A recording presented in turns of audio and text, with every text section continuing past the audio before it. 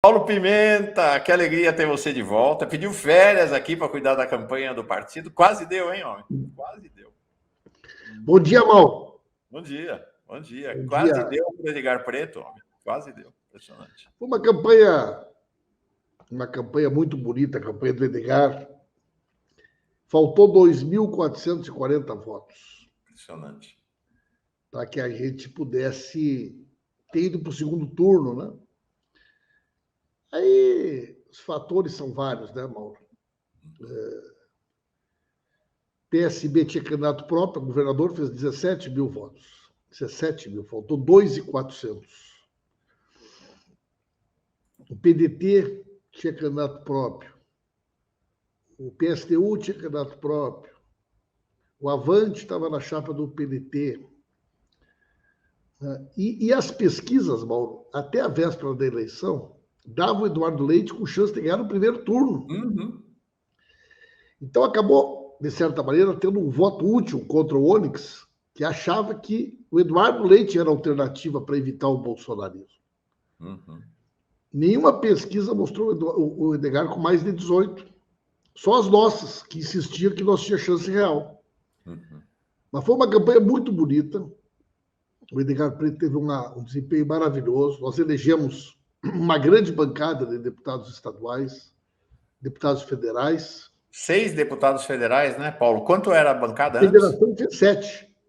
Com a federação, estou somando das 7. O PCdoB não tinha nenhum. Uhum. Né? Então, elegemos 7 da federação. Se nós considerarmos mais o pessoal que estava coligado conosco, foram 8. Deputados estaduais, nós tínhamos 9. A federação fez 12, mais 2 do PSOL, foram 14 do nosso bloco. Né? Pois é, o PT foi para 11. Fez 11. Só o PT fez 11. E eu tive a felicidade, Mauro, de ser o deputado mais votado da esquerda, mais votado do PT, e com a maior votação da história de um deputado federal do PT do Rio Grande do Sul. Né?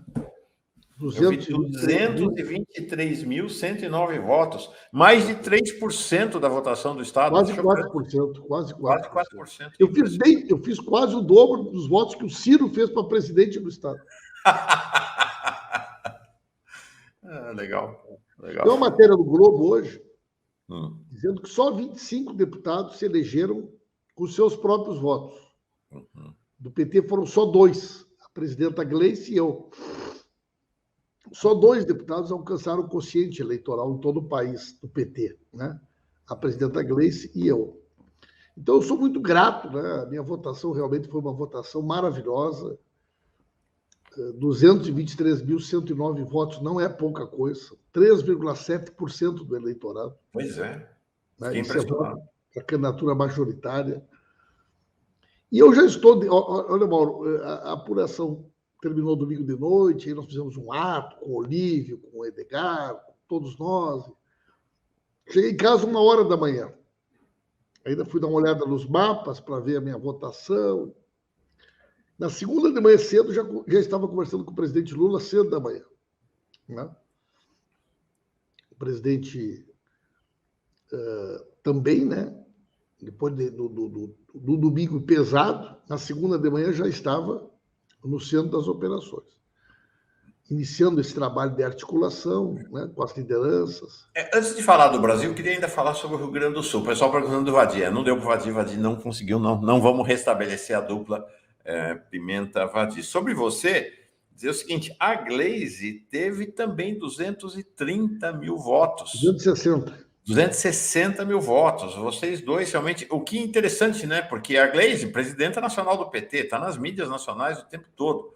Você, numa votação similar à dela, acho que vocês dois saem como grandes lideranças nacionais do partido para compor a bancada da Câmara Federal. Então, eu quero te parabenizar e dizer que espero que a gente tenha ajudado aqui, né? Sua presença aqui, a comunidade gosta muito de você, muita gente declarando voto em ti. Agora, a gente colheu uma das derrotas mais amargas aí no Rio Grande do Sul, né? Que foi a derrota do Olívio. Acho que o Brasil inteiro queria o Olívio, né? Todo mundo que é de esquerda no Brasil tem um carinho enorme. O que a gente tem, Mauro, é que a direita consegue ser muito mais eficiente na questão do voto útil, né? Então, você tinha o Olívio na frente, você tinha o Mourão e a Ana Amélia disputando ali a segunda colocação. Na reta final, a Ana Amélia caiu para 15%. Então, uma candidata que era candidata do PP retirou na última semana e eles fizeram um movimento forte no Estado, da direita, olha, é preciso um nome para derrotar o PT, um nome para derrotar o Olívio. Então, eles fizeram um voto útil muito forte no Mourão. Mourão é uma pessoa que não tem nenhuma identidade com o Rio Grande do Sul, nunca, não tem nada a ver com o Rio Grande do Sul, nada. Né? Mas isso também, numa eleição para senador, que não tem segundo turno, como eles têm um voto consolidado, um percentual significativo, né? Que o Onyx fez 37. O Edgar fez 27 e o Leite fez 27, né? Então você vê que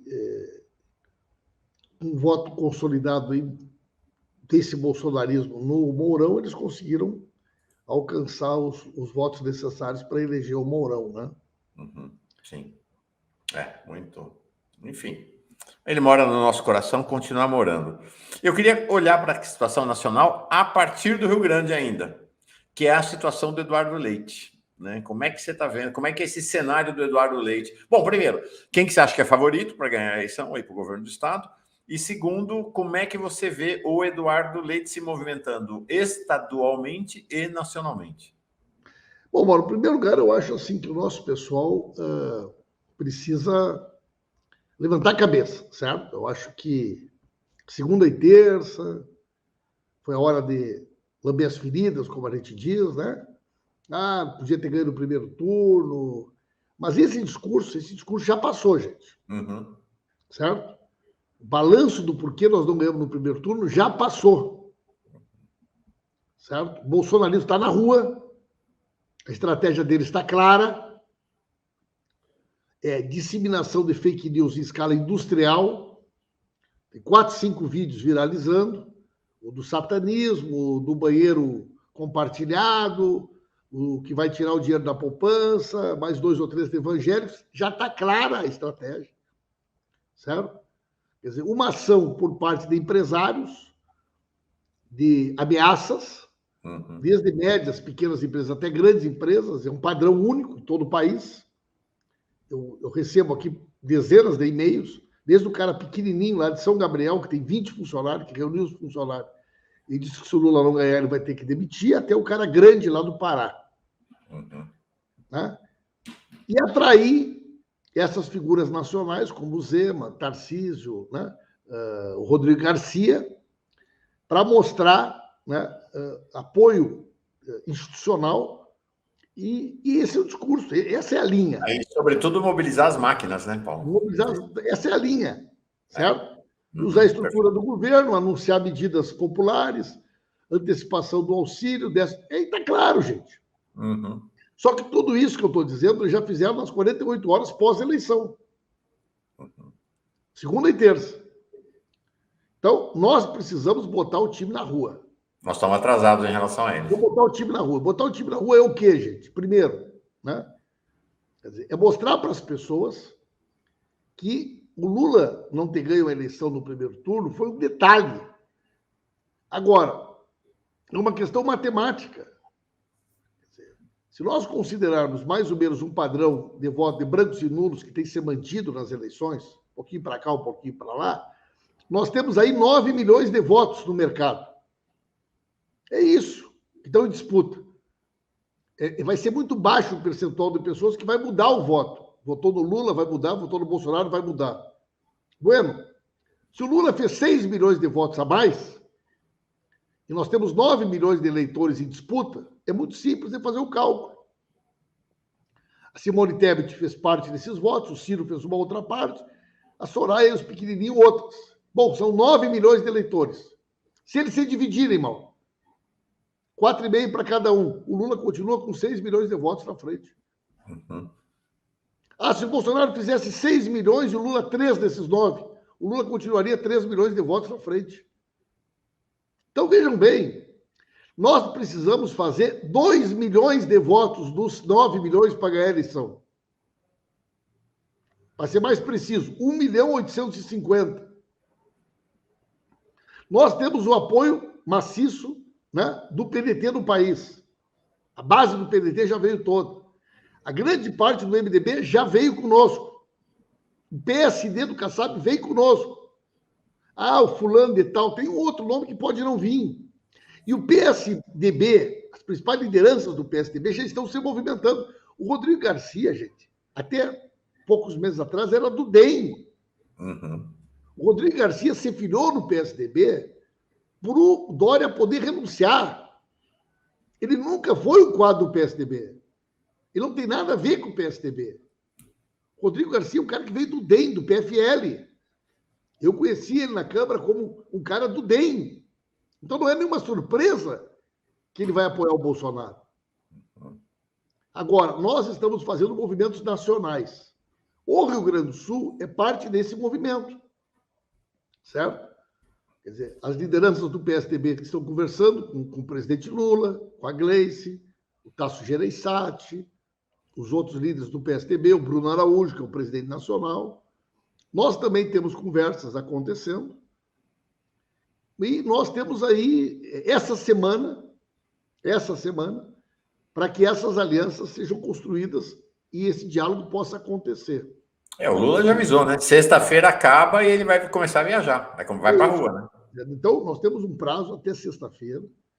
E é esse prazo que nós estamos trabalhando, né? E eu não fico anunciando pela imprensa cada conversa, cada reunião que eu faço, porque isso é entregar para o adversário, é uma estratégia burra, né? Uhum.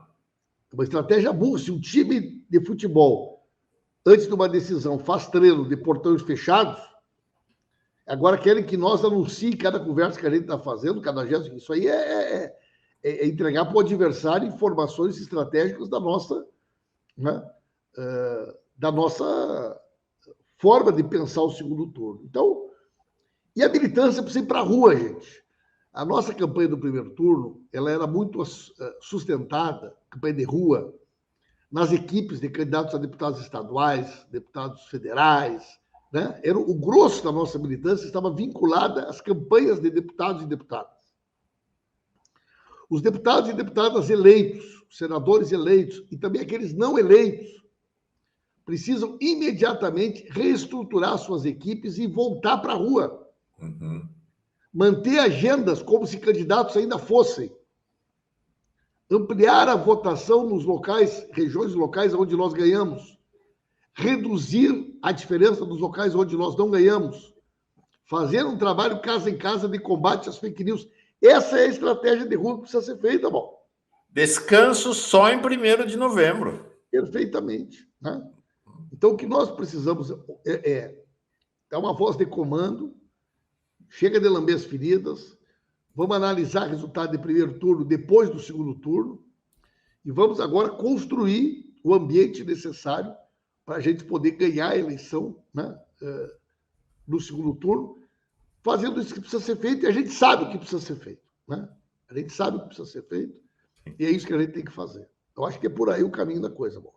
O Gilberto Cruvinel diz aqui, Paulo Pimenta, parabéns pela votação. O que faltou fazer no Rio Grande do Sul para eleger Edgar e Olívio? Acho que já respondeu, né? Faltou 2.441 votos. Não, olha, se a candidata do PCB apoiasse o Edgar, ele estava... Gente, 2.000 votos. Foi 2.441 votos no universo de 7 milhões. E em relação ao Olívio, eu acho que tem uma questão, né, que a gente subestimou, que teve ainda nessa eleição, a gente achou que, vamos dizer assim, o que aconteceu em 2018 era uma onda que tinha passado. Ainda tinha um pouco dessa onda, né, dessa coisa antipolítica, extrema-direita, ainda presente na sociedade. Sobre o Rio Grande do Sul, já te entrego para falar, então, juntando tudo isso, o Fábio Dalmolin está dizendo aqui, queria saber se é isso mesmo. Bom dia, Pimenta. Explica para o Mauro que o Leite vai apoiar o Onyx? Não. Sugestão para a militância. Quando receber ligação de telemarketing, peçam um voto no Lula. Fiz isso quantas vezes ontem? Não. Deve ter tido algum problema de relação aqui. Como é que vai ficar a situação aí do Leite na disputa estadual e na disputa nacional? Em primeiro lugar, Nós temos que pensar a eleição como uma eleição nacional. Ok. Os movimentos, eles não podem ser movimentos que são realizados nos estados como se cada estado não tivesse consequência nos demais. Nós temos que conversar com os partidos, estou dizendo assim, pela porta da frente. Certo? Então, a nossa direção nacional está conversando com o PSDB. Com certeza, a partir dessas questões, conversas nacionais, serão colocadas as questões estaduais. E a partir do momento que for colocada a situação do Rio Grande do Sul, então nós vamos tratar do Rio Grande do Sul. Mas tudo isso só vai ocorrer a partir de uma definição nacional. Entendi. É possível que o PSDB, em função da posição do Rodrigo Garcia e do Aécio, tome uma decisão de delegar uma autonomia para cada diretório regional. Fux, já saiu essa posição ontem. Saiu a nota da Executiva Nacional liberando os diretórios para fazer o que quiserem. Bom, então, a partir dessa decisão, hoje nós já temos, então, condições de avançar nesse diálogo e nessa discussão. Uhum. Sim. Ok. Uma questão, Pimenta, deixa eu até localizar aqui a nota do PSDB ontem. É uma nota estranha, porque eles falam como se estivessem falando em nome da federação com Cidadania, mas o Cidadania teve reunião do Executivo e declarou abertamente apoio ao Lula. Então, respeitando o posicionamento divergente entre os partidos, a federação PSD... Ah, sim, tá, agora entendi. Porque o Cidadania já tirou o apoio ao Lula, eles queriam tirar o apoio ao Lula. A federação libera o segundo turno. E a Executiva Nacional do PSDB, na tarde desta terça-feira, decidiu liberar os diretórios estaduais e filiados no segundo turno em eleições presidenciais. Mas, claramente, o chamado PSDB histórico, então, 4 ex-presidentes do PSDB, né? O Tasso Gereissati, o Zé Aníbal, o Teotônio Vilela e o Pimenta, da Veiga, lá de Minas, já declararam apoio ao Lula. O Serra declarou... Garcia nunca foi tucano. O Rodrigo Garcia era PFL, era DEM. O Rodrigo Garcia não fala pela história do PSDB. Uhum. Entendi. O Fábio dá uma olhada dizendo aqui. É uma piada, Mauro. O Leite prefere perder a eleição a ter apoio do PT. Quem conhece a aldeia sabe... Eu tô para conhecer político que prefira perder a eleição por algum motivo, entendeu? Tô para conhecer. Acho que o cenário vai ser um cenário diferente. É claro que eu não vou aprofundar isso por conta do que eu estou dizendo. Existe uma discussão em curso. Uhum, sim. É o que você falou. Você não vai botar aqui o que está rolando no bastidor, né? Seria contraproducente, seria jogar contra o nosso interesse, né? Sim.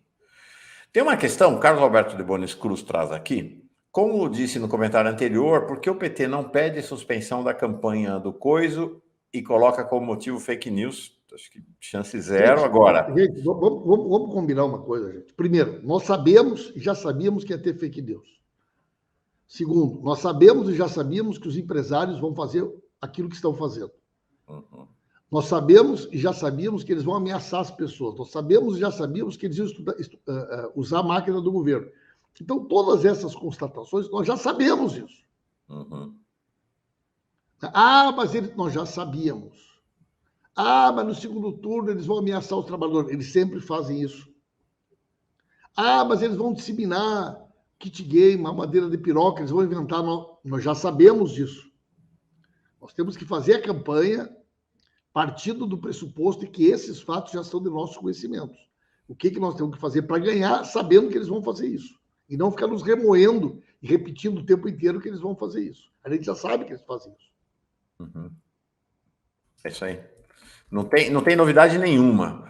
Em relação a essa questão, né? Está uma conversa já há 2 dias de uma provável mudança de postura dos tribunais superiores em função de uma vitória no Senado e na Câmara, né? Porque parece que você teve uma certa substituição. O centrão fisiológico perdeu espaço para o centrão extrema-direita.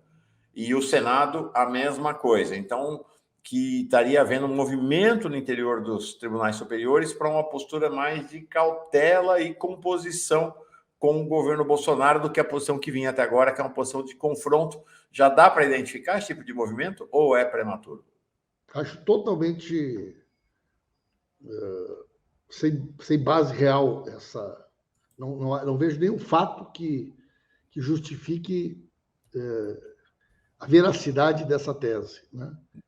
Pelo contrário, eu acho que o TSE tem sido bastante rigoroso. Não consegue dar conta pelo volume de coisas, mas tem sido bastante rigoroso no sentido de mandar tirar do ar mentiras, fake news, tentar controlar o uso da máquina por parte do Bolsonaro e assim por diante. Sim. Aqui, ó. O presidente do PSDB Rio Grande do Sul declarou apoio ao Jair Bolsonaro. Não sei quem é o presidente. Quem é o presidente? É o deputado federal Lucas Redecker, deputado presidente licenciado, mas ele falou em nome pessoal e o PSDB do Rio Grande do Sul já disse que é uma posição pessoal dele, não é a posição do partido. Perfeito. Não reflete a posição do governador nem do vice. Olha o que diz aqui o Alex Miranda. Paulo, já passei fome, hoje sou professor graças ao ProUni. Por favor, quando puder, dê um abraço no presidente Lula por mim, este humilde eleitor de Serrana, região de Ribeirão Preto.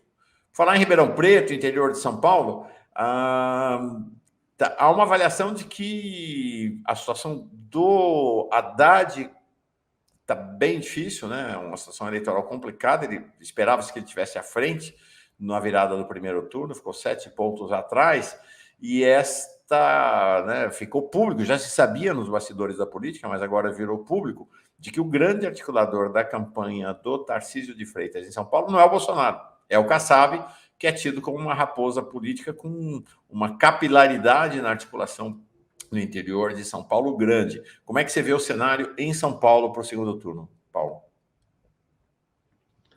Olha, Mauro, eu acho que nós temos que usar o Alckmin como uma estratégia forte. Ganhamos na capital, não tivemos o mesmo resultado do interior. Se o Kassab é uma pessoa que tem experiência em relação à capilaridade do interior, o Alckmin tem muito mais, né? Perfeito.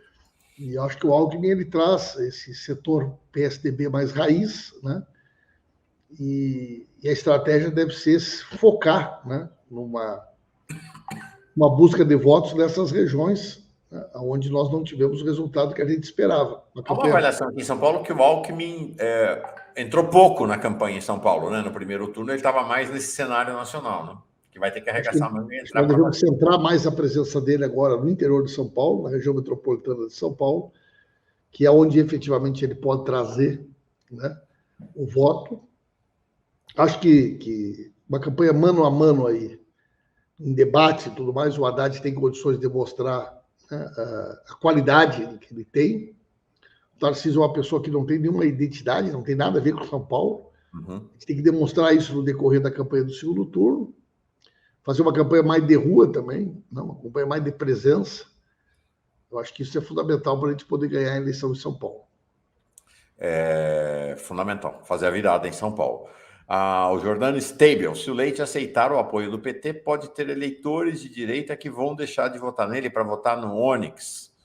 Mas é o seguinte, né?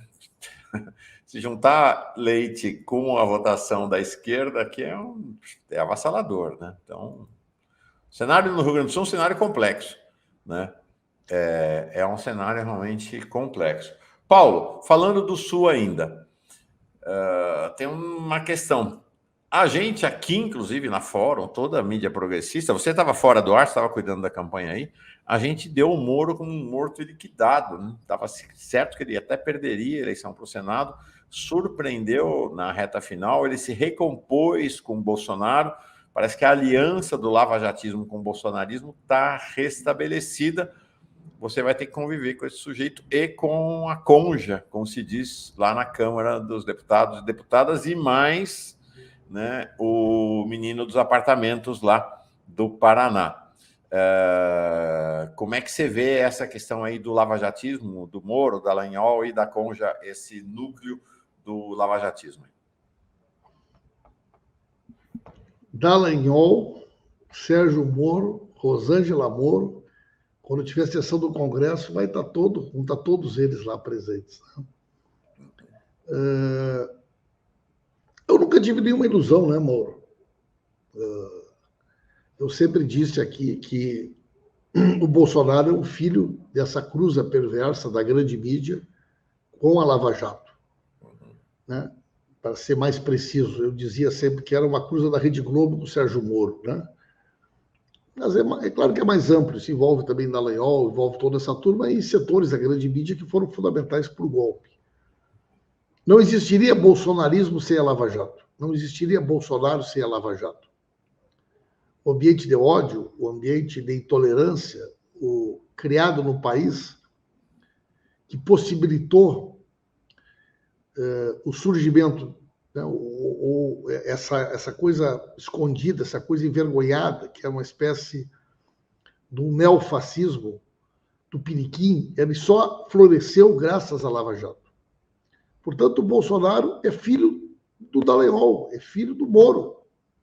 E é natural que eles se reencontrem, porque eles representam os mesmos interesses estratégicos, eles professam o mesmo ódio, né, de classe contra as pessoas pobres, contra as pessoas humildes, contra as pessoas... Né? Então, não tem nenhuma surpresa. Quer dizer, o estranho dessa história seria que se o Moro apoiasse o Lula. O estranho seria que o Dallagnol apoiasse o Lula. Né? Então, eu acho que nós já sabíamos e está aí se confirmando que não é à toa que o Moro foi virar ministro da Justiça do Bolsonaro. O que houve, num determinado momento, foi uma briga da distribuição do butim, né? Quer dizer, na hora de dividir o soldo, né? Que eles se dividiram, mas agora já estão se reencontrando de novo, né? E terão que enfrentar Paulo Pimenta, tanto Rosângela quanto Dallagnol na Câmara. E nas sessões do Congresso, o Moro também. Paulo, queria te perguntar de dois estados. Santa Catarina, surpreendente, né? O Décio do PT chegar no segundo turno. Como é que você vê o cenário de uma eleição dificílima, uma surpresa positiva em Santa Catarina? Santa Catarina, nós tivemos uma característica, né? É que o Décio conseguiu para o segundo turno com uma votação, né, bem menor do que a votação que o Eduardo fez, que o Edgar fez. Né? Isso. Por quê? Porque a direita concentrou o voto num candidato só. Né? Diferente lá do nosso, que ela se dividiu. Mas o fato de ter ido para o segundo turno, evidentemente, que é muito importante. Né? Não só porque nos dá palanque, como toda eleição é uma nova eleição. Né? Então, acho que foi um resultado importante, Santa Catarina. Permite que a gente possa organizar uma campanha estadual no segundo turno. E o Décio tem condições aí de poder coordenar aí uma mobilização nesse sentido. Bahia. Aí, Bahia, para mim, é Jerônimo. Rapaz. Acho que a onda é impressionante. O reconhecimento do povo baiano pelo Lula, pelos governos do Jacques, pelo governo do Rui. A identidade com aquilo que representa o Jerônimo, com a sua trajetória, com a sua história. Ninguém tira essa eleição da Bahia de nós, viu, Mauro? Não, ninguém né? Tira, ninguém tira. Eu acho que essa o Jerônimo vem com tudo. Sim. A Júnia dizendo aqui, Pimenta, quando tiver sessão no Congresso, junta com Glauber e Rogério e descasca esses fascistas do Paraná. Amanhã o Rogério vai estar aqui com a gente também. Teve uma eleição bem expressiva. Lucinda Gregório, Mauro viu um jovem em Campinas dizendo que votou contra o comunismo. Ele deve usar SUS, ônibus, salário vil, baixa escolarização e não tem medo do orçamento secreto e do fim das políticas públicas. É o debate ideologizado ainda no interior da sociedade, né? Como é que você vê, com a composição do Congresso Nacional, as condições, para encerrar, as condições de governabilidade para Lula, uma vez eleito presidente? Mauro, a política no Brasil ela tem uma lógica muito particular, ela tem uma lógica muito, muito própria, né? E o presidente Lula, sentando na cadeira, pegando a caneta na mão, se alteram completamente essas relações. Muitos desses partidos e desses parlamentares foram da base do governo do presidente Lula. Tem uma relação de confiança com o presidente Lula e sabem que o presidente Lula tem todas as condições de poder conduzir o país um caminho que é o caminho da retomada do crescimento, da geração do emprego, né? Da credibilidade internacional. Então, sinceramente, eu não tenho dúvida de que o Lula ganhando a eleição, nós vamos constituir uma base parlamentar muito forte. E por que esses caras estão com o Bolsonaro ainda? Primeiro, porque tem orçamento secreto, tem expectativas, tem cargos do governo.